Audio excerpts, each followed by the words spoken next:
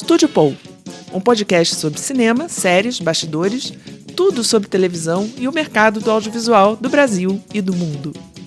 Eu sou Ana Seixas, jornalista, produtora de audiovisual e executiva do mercado de entretenimento. E eu sou Ana Cláudia Paixão, crítica de cinema, colunista da revista Cláudia e do Correio do Estado e também executiva do mercado de entretenimento.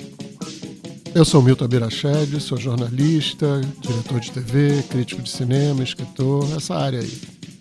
Olá a todos, eu sou Felipe Boclin, sou executivo de marketing no mercado de entretenimento, também sou criador e empreendedor do The Creators Bridge. Olá a todos e todas, meu nome é Rodrigo Saturnino Braga, eu sou distribuidor para o mercado de cinema no Brasil e analista do mercado audiovisual. No momento trabalho para a Filme B, que é uma empresa que edita um boletim, um site de notícias e análises do mercado. Além disso, ela administra também um amplo banco de dados com resultados diários dos filmes e do cinema no Brasil e é uma referência no setor. Estamos aqui no Megafone Studio, a casa que nos recebe. Olá, e-powers, estamos aqui de volta com o podcast Estúdio Paul. E hoje a gente estava aqui conversando um pouco, não estamos falando de um filme ou uma série em especial, nós estamos falando mais de um estúdio e de um executivo, a gente estava conversando entre nós, na onda dessas reestruturações que a gente está acompanhando aí do mercado, dos vários estúdios, inclusive o da Disney, que está aí passando pela parece que a terceira onda de demissões mundiais, que começou já em março, e que está já no topo dos executivos, e que teve uma reviravolta aí, que trouxeram o grande executivo que fez a marca ter tanta força, assim, que é o Bob Iger. A gente estava conversando um pouquinho sobre ele aqui. Na história disso, o Financial Times, né, fez uma matéria, um vídeo, né, que é um espetáculo, né, sobre a história dele, uma espécie de, vamos lá, guardadas as devidas proporções no Brasil, uma espécie de Boni, mas mais santificado pelo mercado de Hollywood, que é o Bob Iger. Mas mais espetacular que Financial Times é tudo que o nosso Rodrigo Saturnino Braga sabe do Bob Iger aqui, até porque eles estiveram na mesma empresa, né? Foram colegas, ele aqui no Brasil, na Disney, e Bob Iger em Hollywood. Então ele sabe tudo. A gente vai passar a palavra para ele, para conversar sobre esse grande executivo que transformou a Disney e agora vai transformar de novo. A história do Bob Iger. Bob Iger, para mim, é um dos grandes, se não o grande craque que eu conheci, acompanhei de perto o trabalho esses anos todos. Ele entrou na Disney em 96, se eu não me engano, quando a Disney comprou a ABC, a rede de televisão, que tinha a ESPN. E Bob Iger era um funcionário da rede há muitos anos já. Ele começou na base da carreira mesmo, trabalhando nos estúdios da emissora. O que era a Disney, então? Não, a Disney já era uma empresa muito forte. Quer dizer, a Disney, na verdade, tinha passado por um processo de transformação importante nos anos 80. Nos anos 80, houve um movimento dentro da empresa. A empresa estava basicamente limitada a parques, com um setor de animação, uma produção de filmes que estava decaindo, estava muito fraca, incluindo a animação. Então, é um processo comandado na época por Roy Disney, que era sobrinho de Walt Disney, e era ainda era ainda um acionista importante da empresa, continuou depois de ser um acionista importante. Ele liderou uma transformação, trouxeram executivos novos, como o Jeffrey Katzenberger, que foi trabalhar exatamente na animação, e um executivo que veio da Warner e um outro executivo chamado Michael Eisner. Esse executivo que veio da Warner chamava-se Frank Wells. Faleceu num acidente de helicóptero em 1994, um pouquinho antes do lançamento de Rei Leão. Havia a expectativa de que o Katzenberger fosse promovido, a posição deles eram co-presidentes, o Michael Eisner e esse Frank Wells. O Michael Eisner mais voltado para negócios, digamos, de fora da companhia, procura de novos negócios, novos parceiros, novas associações, e o Frank Wells voltado mais para a administração das unidades, várias linhas de negócio que compunham a Disney. Então havia a expectativa de que Katzenberger fosse promovido para essa posição. Ele estava no auge, a animação da Disney aí já vinha de Pequena Sereia, A Bela e a Fera, Aladdin e o Rei Leão prestes a ser lançado. Quando o Bob Iger entrou, já tinha... Já tinha Bob Iger, Ele já o trabalhava. Michael Eisner acabou assumindo ele a posição, quer dizer, de CEO e presidente, único, enfim.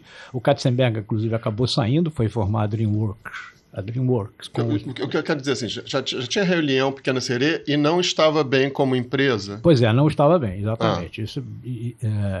Isso foi em 94, mais ou menos 95, e 96 eles compraram a ABC, Bob Iger foi junto. E a primeira vez que eu escutei falar no nome dele já foi como dizendo, olha, esse é um grande executivo que tem lá na Disney. E você já estava na Disney? Já, desde 92 só a gente estava operando junto com a Disney, exatamente desde 96 uma joint venture.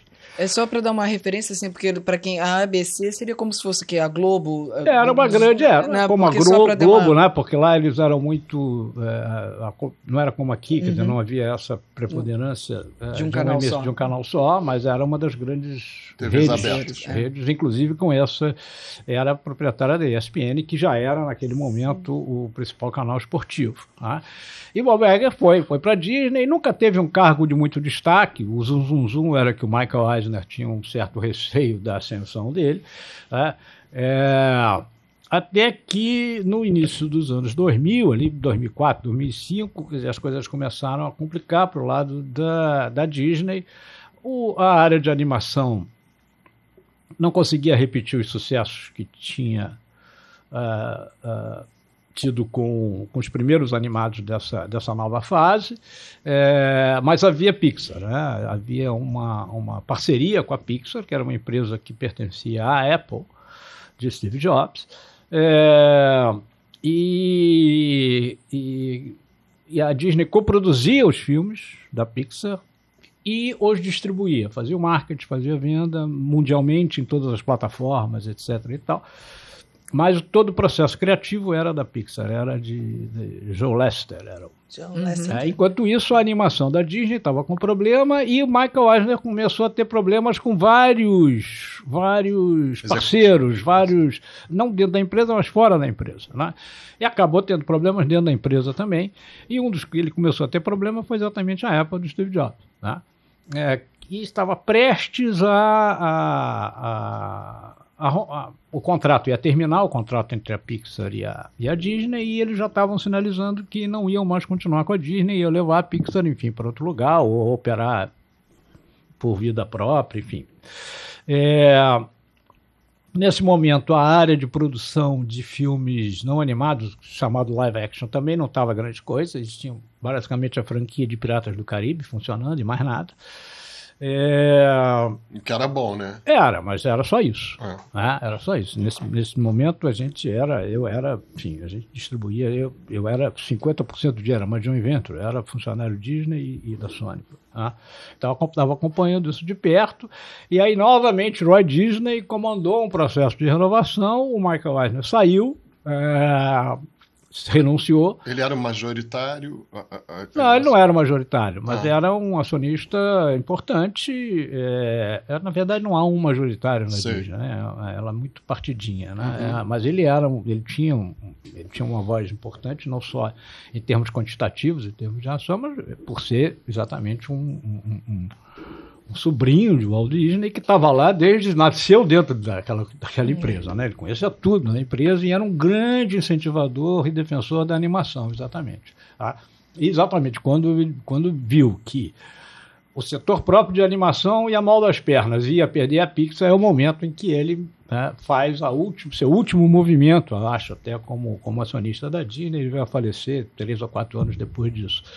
E aí coloca o Bob Iger. E aí a primeira coisa que o Bob Iger fez é exatamente recompor a situação com o Steve Jobs e com a Apple, né? Quer dizer, a Disney com todos os desafetos do a Disney compra a Pixar, paga uma parte substancial em ações da Disney, de forma que a Apple se torna uma acionista da Disney, coloca o Steve Jobs no conselho da Disney e viram grandes aliados.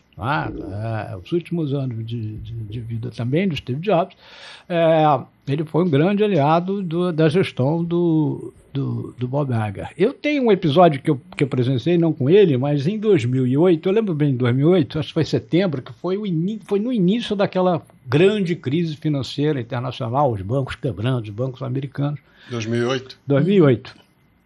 Portanto, o Bob Iger estava há 3 anos, né, na empresa. E havia uma convenção mundial da Disney, dentro de uma semana, e dos quais 2 dias dedicados a um outro evento que a Disney estava realizando com parceiros e clientes e exibidores e pessoal de televisão, enfim, no mundo inteiro. Tá?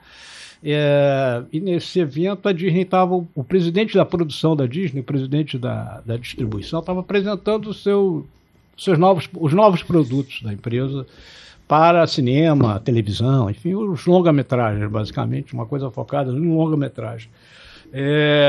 E aí ele, no início da apresentação dele, ele contou uma história de que eles haviam se reunido, os principais executivos da Disney, sob a liderança de Bob Iger, haviam se reunido no estúdio, feito um grande painel na parede, ou numa tela, enfim, com os filmes produzidos por Hollywood e bem-sucedidos dos últimos, 20 anos, mais ou menos.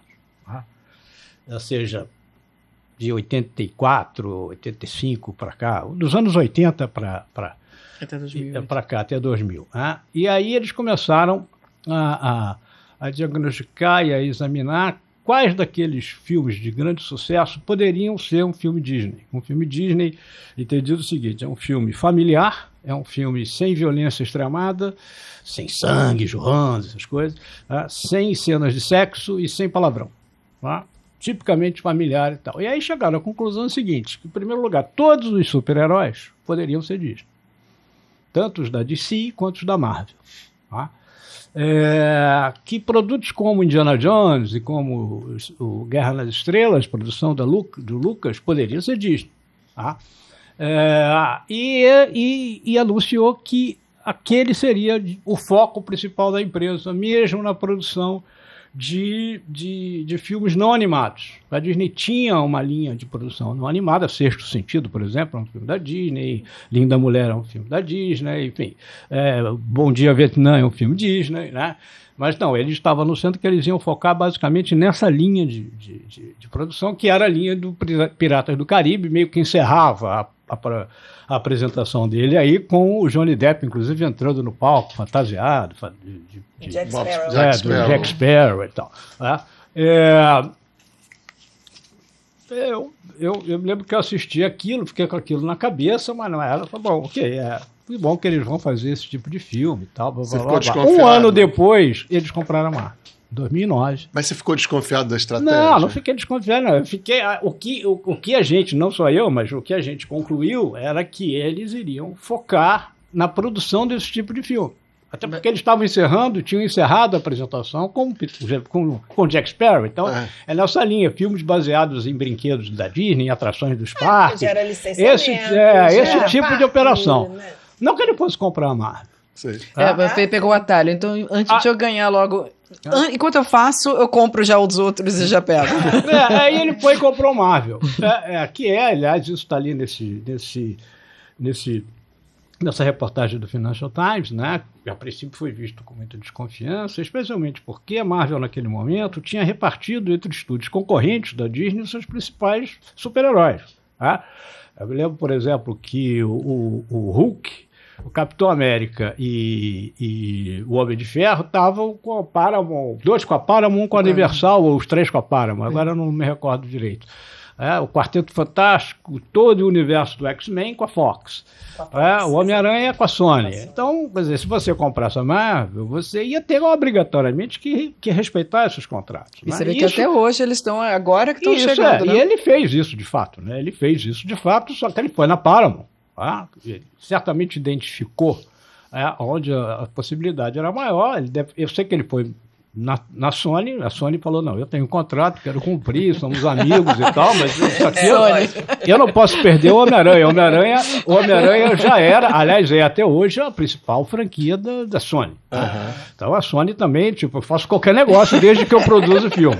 Porque Bob Iger tem uma lábia, né? Porque ele foi fazendo, pegou os desafetos todos do essa anterior, ele tem duas grandes virtudes, ao meu ver. De novo, né? Ele tem duas grandes virtudes. Ele tem uma visão estratégica, ele consegue enxergar na frente para onde esse mercado está indo, aonde o entretenimento está indo. Tá? E ele tem uma capacidade de aliança, de liderar com aliança, de liderar trazendo aliados, que é fantástica, porque você ser aquela história do Homem-Aranha, né? Com grandes poderes, com grandes responsabilidades e tal. O cara tá CEO da Disney. Então você fala, o cara é CEO da Disney, manda pra burro, mas se ele não conquistar aliados, ele não vai mandar. Então vai. Mas isso o Michael Eisner tinha mas o que eu tô falando... Pois é, o Michael Eisner caiu exatamente porque ele perdeu essa capacidade. Exatamente. Quando chegou no poder, para manter o poder aí... Porque ele se chocou, ele brigou com todos esses aliados que depois o outro refez, isso que eu tô falando. O Katzenberg, quando vai pra DreamWorks, aquele reizinho do Shrek, é o Eisner. Né? Dizem que é.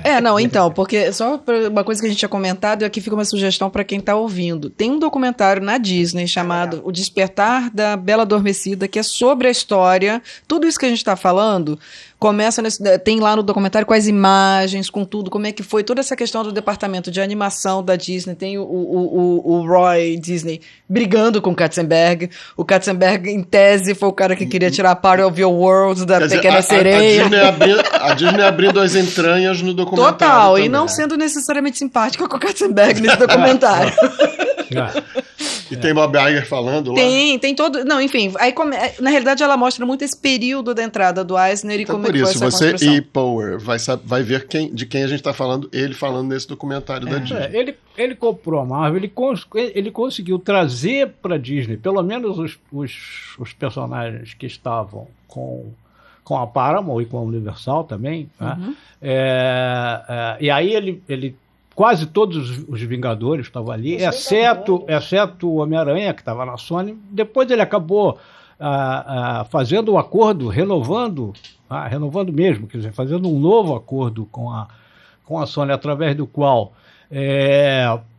por exemplo, a Sony é a produtora e a distribuidora, mas não fica com produtos de consumo. O produto de consumo está integrado dentro da linha de negócio da Disney.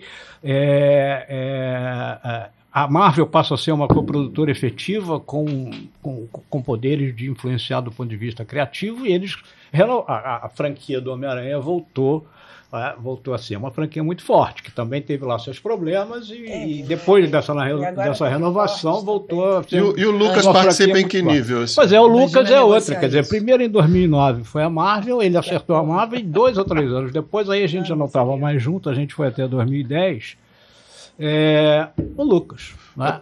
Aí veio Guerra nas Estrelas e agora o Indiana Jones. Mas o que eu digo assim, hoje, George Lucas, ele apita alguma coisa? Não sei se ele está no conselho, deve estar.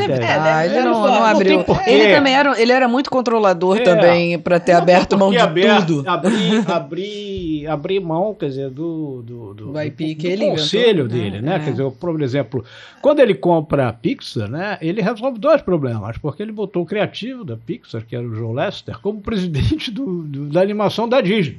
Tá? E ele ficou olhando as duas, né? E aí a animação da Disney voltou a produzir filmes. Mas do George Lucas dizem que artisticamente ele podem, educadamente, perguntar a opinião dele, mas ele não interfere mais. Mas ele certamente tem aí esses lucros. Tem muito o J.J. Abrams no meio, né? Ou o Favreau agora. Tem uma renovação disso, enfim. Mas o fato é que todo esse universo está lá e funcionando muito bem. É interessante que ele comandou o seu processo de sucessão. A gente não sabe exatamente bem por quê, possivelmente porque alguém disse, olha, está chegando numa idade, é melhor sair, vamos botar gente mais nova. É assim que as coisas acontecem. Ele ficou até 2020, depois ficou 21.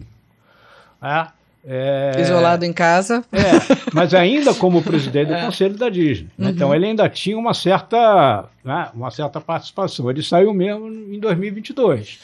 E aí o cara que entrou, primeiro pegou essa história da pandemia, aí depois pegou essa história do streaming. A Disney foi uma das empresas que erraram feio nesse negócio do streaming, junto com o Warner, né, depois do Warner Discovery, né?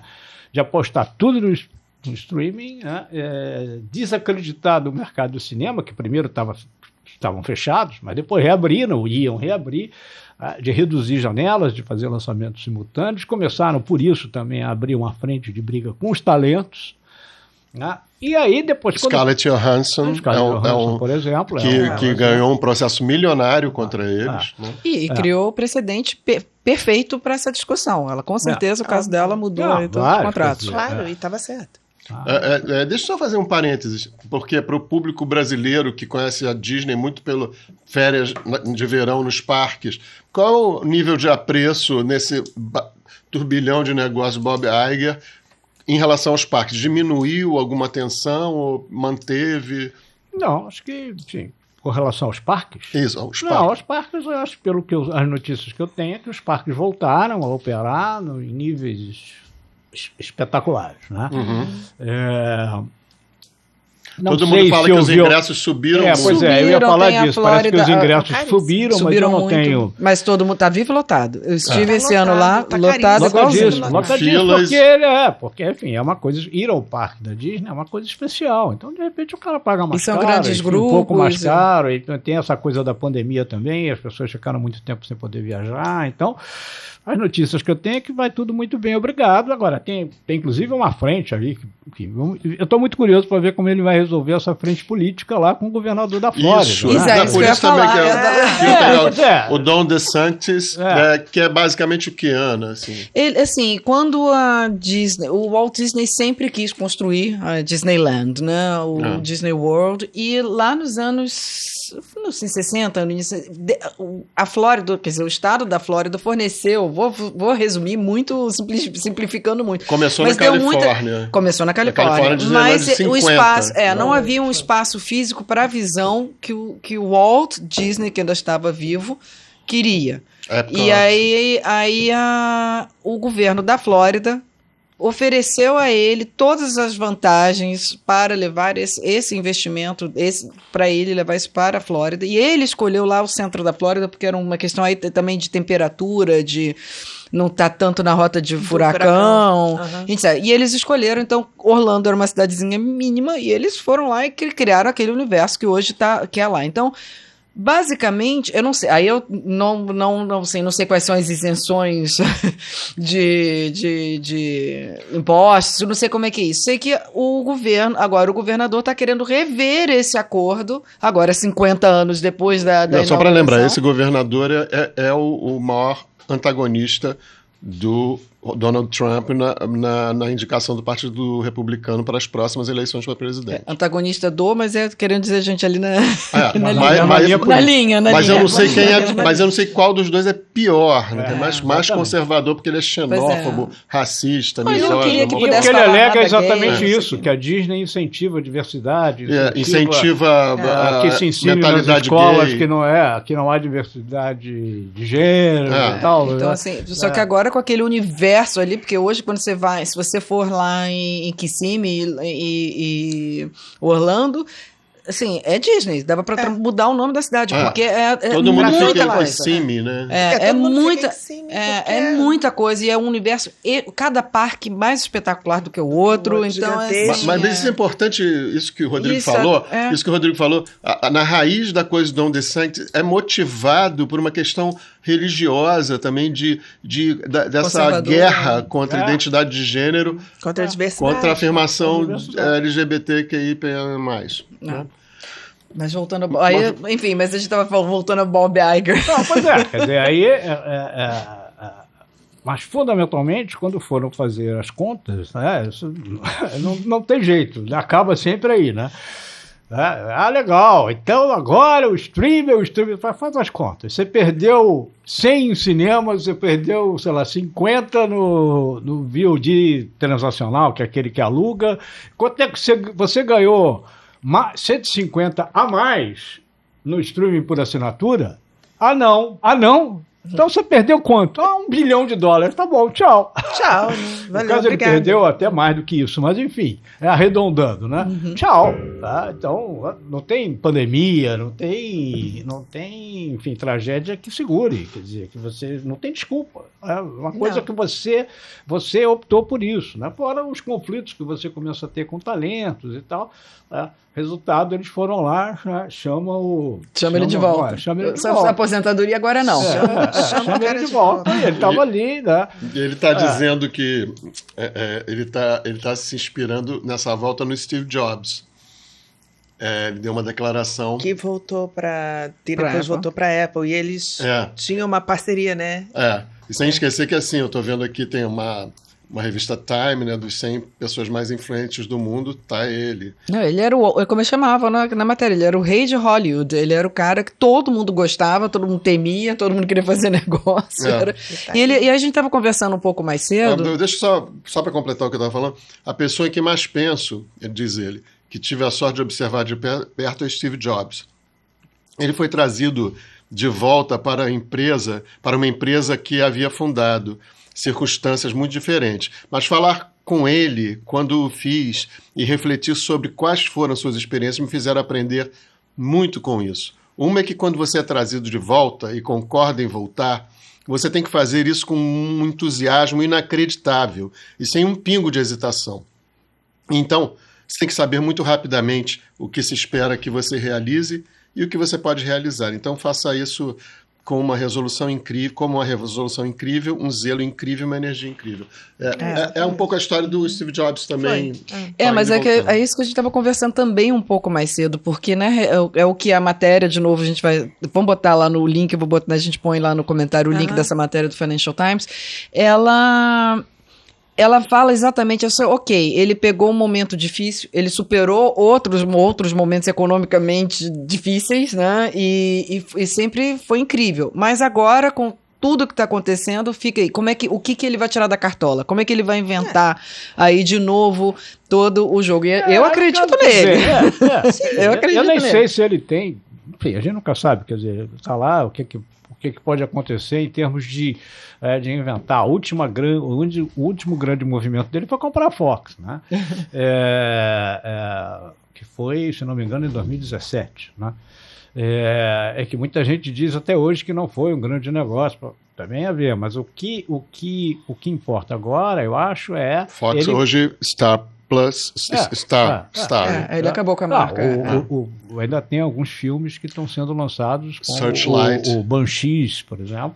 Searchlight, É Fox Searchlight. Não é mais, só Searchlight. Searchlight. Saiu só. E a 20th Century... A 20th Century... Não tem mais Fox. 20th Century. 20th Century. Acabou o Fox. Então eles ainda têm alguns filmes. Eles ainda têm alguns filmes mais adultos e não tão, digamos, Disney, como eu falei há pouco.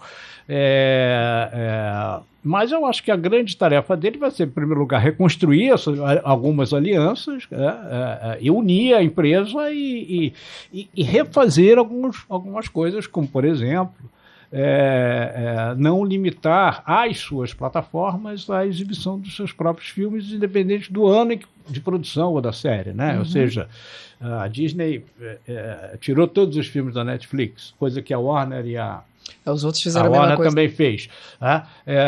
Isso do ponto de vista do filme, da contabilidade do filme, do produtor do filme, é errado, porque não tem porquê. A cauda é de fato longa, não tem porquê você cortar essa cauda, entendeu? No momento em que esse filme está gerando uma receita limpa, só dizendo, não, vou privilegiar os seus assinantes, você não consegue nenhum assinante a mais, porque você tem Fusca Falácio exclusivo na Disney+. Essa era uma grande discussão. É o filme que as pessoas vão querer ver em qualquer plataforma.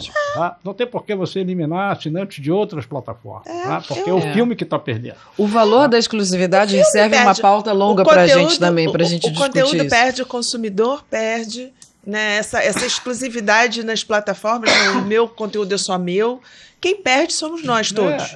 Né? Essa exclusividade tem que ser obrigatoriamente limitada, até porque não é uma coisa assim automática, não é tão fácil você sair vendendo. Né? As plataformas também selecionam e não compram só porque você quer vender, compra quando precisa.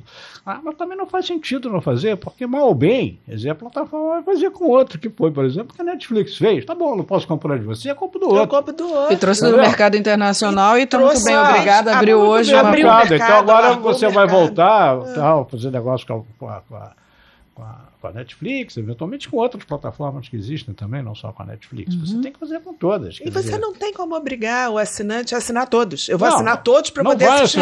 Não vai. Isso não vai então, acontecer. Não vai acontecer. Há uma discussão onde que tem essas coisas de algoritmos e números, mas há uma nova verdade sendo vendida como... né, que em poucos anos serão apenas 3 plataformas realmente que as pessoas terão condições de pagar, que vão escolher só 3. Então, uma delas já está determinada que vai ser a Netflix.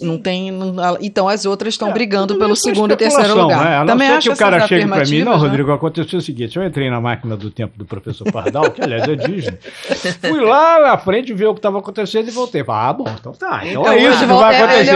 Não, você não fez isso, então você está especulando. Pode ser 3, exato. Pode ser 4, pode ser 5. Então, assim, isso que eu tô falando. Então, assim, eles hoje estão querendo vender isso como uma afirmativa, como uma nova realidade, assim como falaram que o cinema tinha acabado e que tudo era plataforma. É a mesma galera. Tá dizendo que vão ser só 3. Esse tipo de coisa. Eu acho, sim, que as pessoas não vão ficar... De repente, se você me disser, olha, o consumidor 4. não vai assinar mais do que 3, até porque o consumidor precisa de um tempo para consumir, né? Óbvio, você precisa de tempo para consumir. Então, você, de vez em quando, você começa a assinar as coisas e você repara, eu assinei essa plataforma e não vejo nada nela, então eu vou cancelar a assinatura porque eu vejo as outras. Isso pode, de fato, acontecer. Tá? Agora, que vai ser exclusivamente 3 no mundo, né? Porque aí nós estamos falando no mundo. Desculpa, né? Quer dizer, você tem... que aí nessa movimentação a Warner estaria pensando em revender parte do acervo dela, mais antigo, ou dos títulos que não estão mais sendo produzidos, e aí voltar a distribuir em outras plataformas. Quem perde é o consumidor. Você vê, existem séries, né, que são lançadas, e se você não tiver a plataforma dela que você não assiste. A pirataria vai embora. A pirataria vai embora, o consumidor fica pau da vida porque não consegue consumir ao mesmo tempo que está passando lá. Tudo por uma questão de exclusividade. Na verdade, o consumidor acaba dizendo, eu lamento, né? Poderoso Chefão não é o caso, porque eles voltaram, tem várias plataformas. Mas suponha que você queira ver, sei lá, um filme qualquer dos anos 60. Aí você procura, não tem. Você lamenta e vê outro. Sim. Que também, se não tiver, você lamenta a segunda vez e vê outro. Você vai acabar encontrando, porque você não gosta só de um filme dos anos 60. Você gosta de vários, você gosta de filmes dos anos 70, 80, 90, etc. e tal. Você vai substituir. Então você vai substituir. Com certeza. Você não vai substituir a plataforma por isso. Você vai substituir o filme.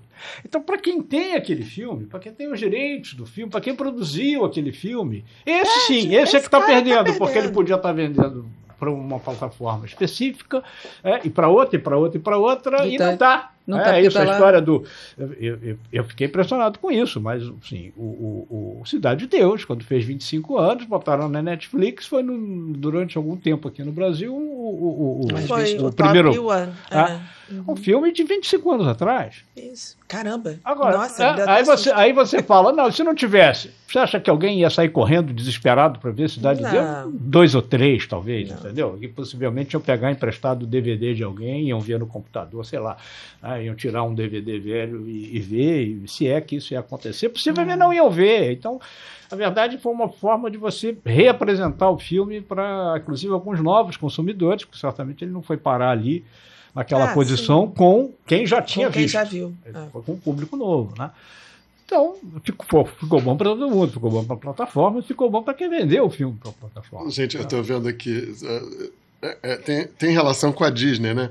2 notícias. Uma que a Disney anuncia novos cruzeiros de navio mesmo, mas um navio todo decorado de Aladim, assim, com os quartos Aladim, tudo, 1.250. Quem tem filho pequeno já fez vários desses. Eu nunca fui num desses cruzeiros, mas eu só imagino. Mas parece que estão assim, incrementando essa questão. E a outra, que em vários países a cena cena de casal homoafetivo no Lightyear foi vetado, o filme foi vetado em 14 países por causa dessa cena. Tem um avanço da Disney que justifica aí, não justifica, mas explica essa investida do Don DeSantis aí, né? Você vê em 14 países do mundo, seja no Oriente, sei lá onde. O preconceito é uma coisa mais difícil mesmo. Eu não sei nem qual é a cena. Você chegou a ver o filme? Não. Do Lightyear,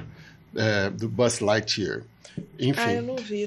Eu queria saber uma coisa. Ele está chegando na hora que ele está chegando agora na Disney, como é que está a Disney no mercado de ações? Assim, as ações estão caindo. Oscilaram, caíram, estão subindo de novo. A entrada dele, eu acho que sim, subiu. Não tenho. Mas a Disney perdeu, nesse tempo da outra administração, perdeu. Sempre perde, porque você tem um prejuízo de bilhão, as suas ações caem. Exatamente por isso é que você ficou insustentável para ele, né?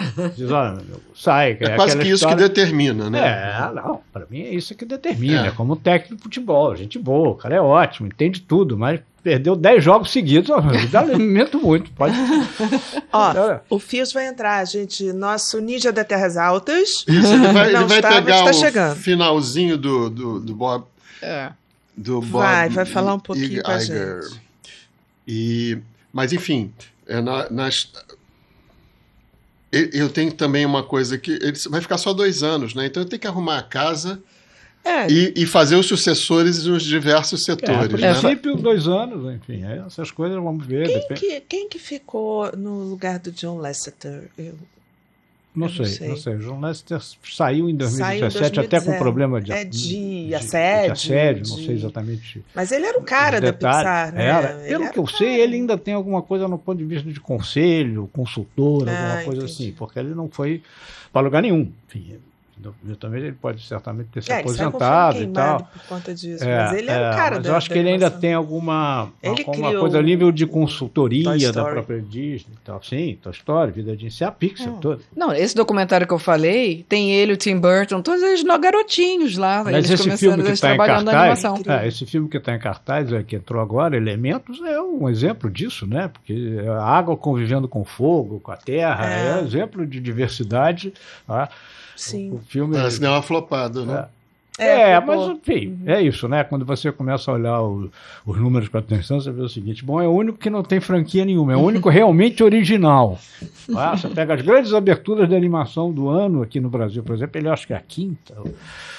Mas as outras são Super Mario, que é uma franquia de games, é o Gato de Botas 2, então são é o Homem-Aranha no Homem-Verso. Como o Gato de Botas 2 é histérico e ruim. Né? Eu não vi.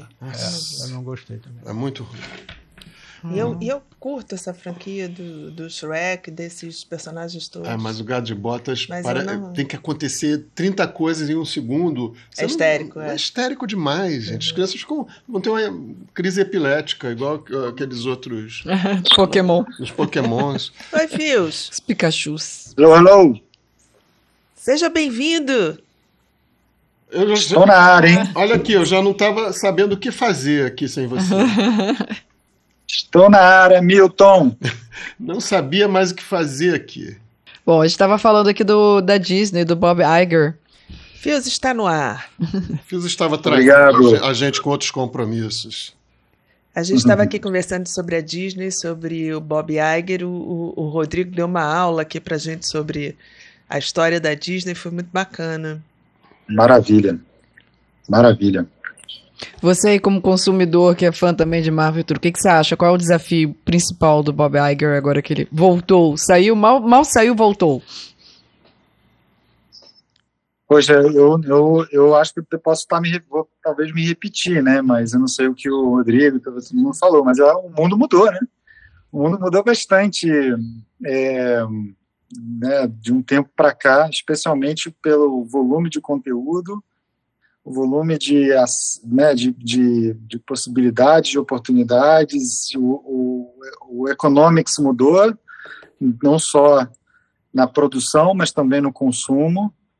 E cara, a Disney ela tem propriedades, né, intelectuais muito, muito fortes, com capacidade de gerar recursos como sempre gerou em longa escala, né, Rodrigo, assim, em termos de trade, em primeira, segunda, terceira, quarta, quinta janela, ela tem como exercer um poder comercial sobre grupos temáticos de conteúdo que se fechou por conta do modelo de exclusividade. Na hora que abre isso de novo, ela consegue um lastro aí de... Ele anunciou que vai fazer isso logo de cara, né? Logo, uma das primeiras coisas que ele falou, acho que ainda no final do ano passado, foi: não, vamos rever esses contratos e tal, seria interessante ter o produto Disney em outras plataformas. Já dizendo, olha, porque não funciona aquela coisa, não funciona, a gente estava falando disso agora há pouco, simplesmente não funcionou, né? Quer dizer, ou seja, você segurar o filme exclusivamente na sua plataforma não gerou mais assinaturas, tá? Em número suficiente para compensar a perda da venda para uma outra plataforma.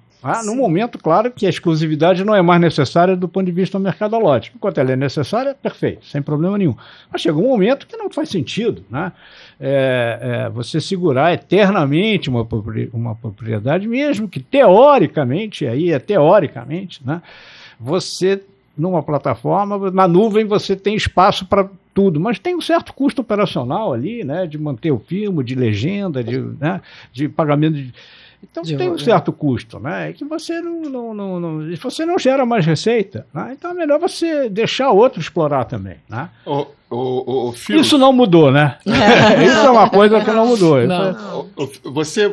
Eu acho que você entrou no assunto um pouco incrédulo, né?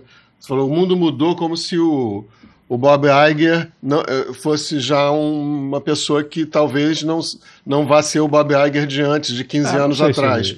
E aí eu queria saber, assim, há 15 anos, lá para trás, quando o Bob Iger pontificou e agora ele volta. É 15 anos, né, gente? Mais ou menos. Ele entrou em 2005. Qual é o grande desafio dele? Qual é a grande mudança assim, que ele vai ter que encarar e que deixou você assim pisando em ovos ao falar dele assim como uma grande esperança? Entrou depois, já foi colocado no fogo. Talvez seja esse modelo do stream. Tá? Assim, é claro que nunca foi fácil, não é porque hoje está difícil, que ontem não era tudo também. Né, uma coisa era, né, você tem ali indústrias mais bem solidificadas em termos de pay TV, o cinema, né, a indústria do cinema, etc. O streaming, ele entrou e ele, de certa forma, ocupou um espaço, né, e impactou a indústria do cinema, impactou a pay TV, impactou outras indústrias, e esse modelo está um modelo em formação ou de amadurecimento. Em desenvolvimento. Essa é a dificuldade. É você lidar com essas forças com uma nova entidade no meio, né? Mas ele esteve no início desse processo, né? Quer dizer, esse debate do streaming, do VOD, da internet de banda larga, o que vai acontecer, é um debate que vem desde 2010, mais ou menos. Quer dizer, ele está lá nesse tempo todo, né? Quer dizer, quando a Disney Plus foi instituída, ele ainda estava no conselho. Estava no conselho, ele era presidente do conselho, então obviamente ele aprovou isso, né? Quer dizer, a gestão foi problemática, a gestão teve alguns problemas, os casos a gente já falou aqui, mas ele participou desse processo, então ele conhece muito bem, a gente não sabe se ele agora está numa posição boa também. Lógico, o cara foi lá, cometeu os erros, eu agora já sei que erros eu não posso cometer, porque esse aqui o cara já cometeu, eu não vou cometer de novo. Ele pode cometer novos erros, mas não aquele. Alguns ele já sabe que, ó, isso aqui não dá para cometer, isso aqui não dá para cometer, mas ele não vai. Tem ainda um grande debate, por exemplo, na Disney e um pouco no mercado, que é o que vai acontecer com a ESPN, né? Isso, aliás, está nessa reportagem, né? Eu sei, por exemplo, que o pessoal da ESPN se ressentiu quando a ESPN foi colocada dentro da plataforma do Star Plus, Star Plus, porque a ESPN é que é responsável pela maior parte daqueles assinantes, né? Ou seja, você tira a ESPN da Star Plus, como é que vai ficar a Star Plus? Seguro. Ninguém sabe, né? Se você for perguntar ao pessoal da ESPN, você vai dizer, não, a gente queria ter uma plataforma nossa, ESPN. para passar o nosso conteúdo, os nossos programas, os nossos filmes, os nossos tudo. Vou até fazer mais coisa, né? Vou ficar mais forte. Tá? Então, essa é uma questão. Ele é um cara que veio da televisão, da ABC, da ESPN. Ele conhece profundamente isso. Entendeu? Isso é uma coisa curiosa para a gente. Que eu estou olhando com atenção. Até como consumidor da Star Plus e da ESPN, para não ter a dúvida. Na hora que a ESPN for, tem um assinante que vai atrás dela. Aqui, eu acompanho o Star Plus. Eu tô com Star Plus e não é por futebol. Tem séries que eu adoro, inclusive. Porque ela tem a Hulu, eles fizeram segunda temporada. Tem dúvida que tem. Sem dúvida que tem. Agora, se eu tiver que pagar 2 assinaturas, eu também não vou pagar. Eu fiquei um pouco surpresa como é que eles fizeram, assim, meio um balaio, né? Ok, a gente vai ter a Hulu, vai ter a Fox, vai ter... Vamos fazer uma marca nova e apagar umas marcas de tanta referência, né? Eu não sou mais de marketing, mas assim, uma marca construída que tem muito tempo, a ESPN conhece, todo mundo conhece no mundo inteiro, né? A própria Fox. A Hulu não, tudo bem, podia ser um pouco mais nichada, mas assim, a Fox, de repente, nenhuma dessas marcas, então é difícil para você. Qual é esse, não, né? mas a ESPN tá lá. Mas lá dentro, né? Você não tem a ESPN tem os canais, a ESPN ainda tem os canais estão operando, enfim, a ESPN tem um conjunto de coisas, né? Quer dizer, a plataforma repete a programação dos canais, incluindo os anúncios, né? Incluindo a propaganda. Ela não faz uma coisa à parte. Gente, enquanto a gente aguarda saber, entre outras coisas, o que Bob Iger vai fazer com a ESPN, se ele vai ser bem sucedido ou não, a gente reafirma assim, que nós seremos sempre Mickey.